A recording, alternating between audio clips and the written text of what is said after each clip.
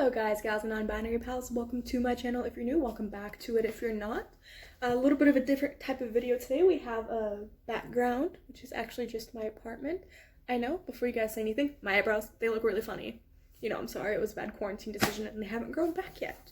We're going to be going over an exorcism case today, which is going to be the Annelise Michel case. It's what the movie The Exorcism of Emily Rose was based off of.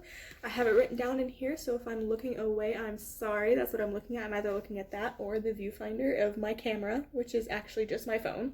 So it's my phone screen. And there's going to be a trigger warning today because of the case, and there's going to be mention of things. And if there's any background noises, I am sorry. Again, I live in an apartment. So, let's get into it, shall we? Annelise Michel was born on September 21st in 1952. She was born in Klingenberg, Bavaria, Germany, to her parents Josef and Anna. She was a very religious girl who would regularly try to atone for the sins of others by sleeping on a cold floor in the middle of winter without any comfort or anything. She also went to mass twice a week.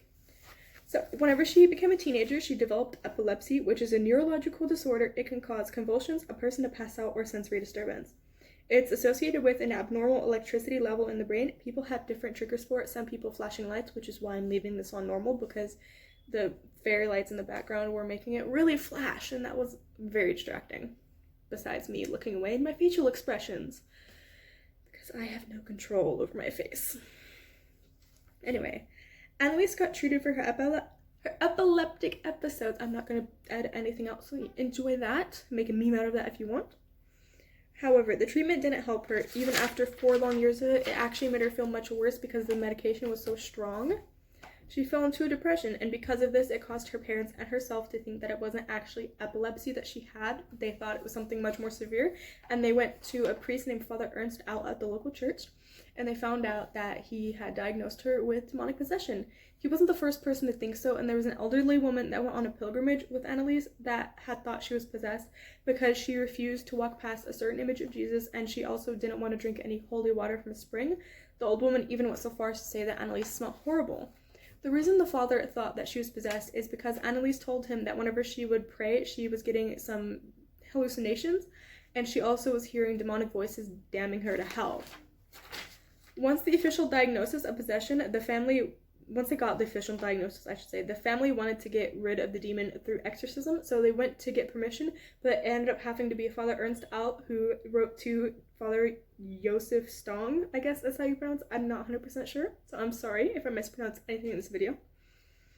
He actually ended up giving not permission to Ernst Alt, but he gave permission to a priest named Arnold Renz to carry out the act of the exorcisms.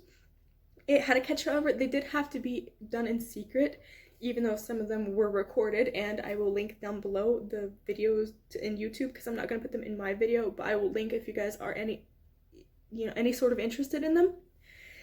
Anyway, in the next 10 months after receiving permission, Father Alt and Father Renz both carried out 67 exorcisms on Annelise. Some of them would last up to 4 hours.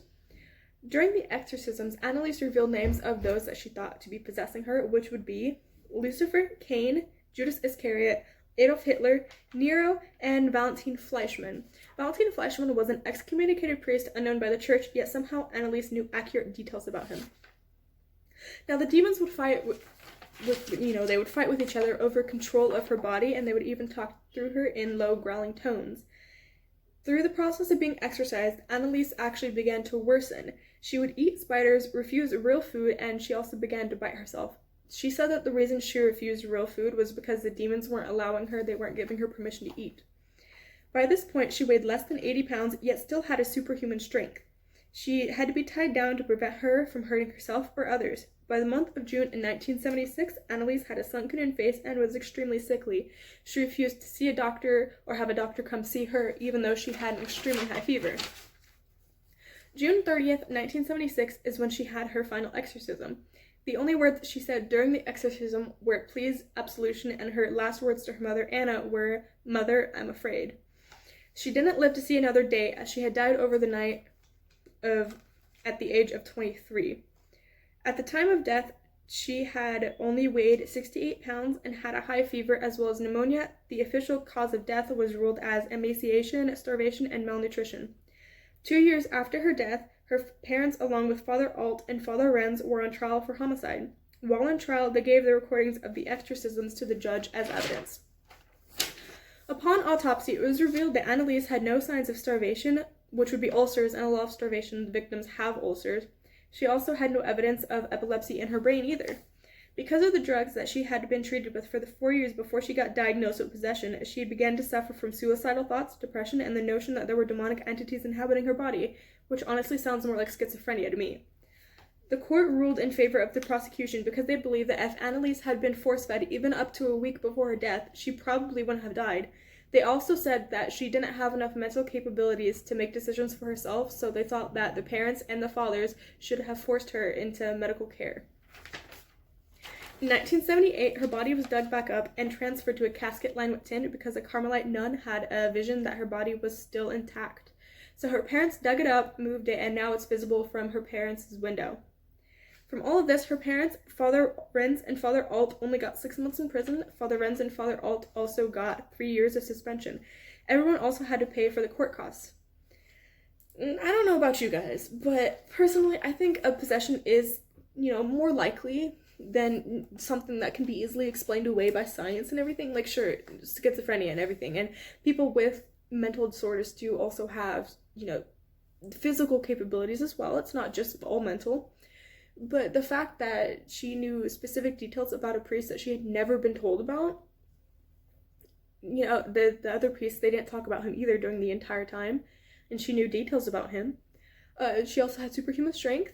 She would eat spiders, and the tones that she would speak through in the exorcisms, those don't seem like something that I've ever heard someone personally say.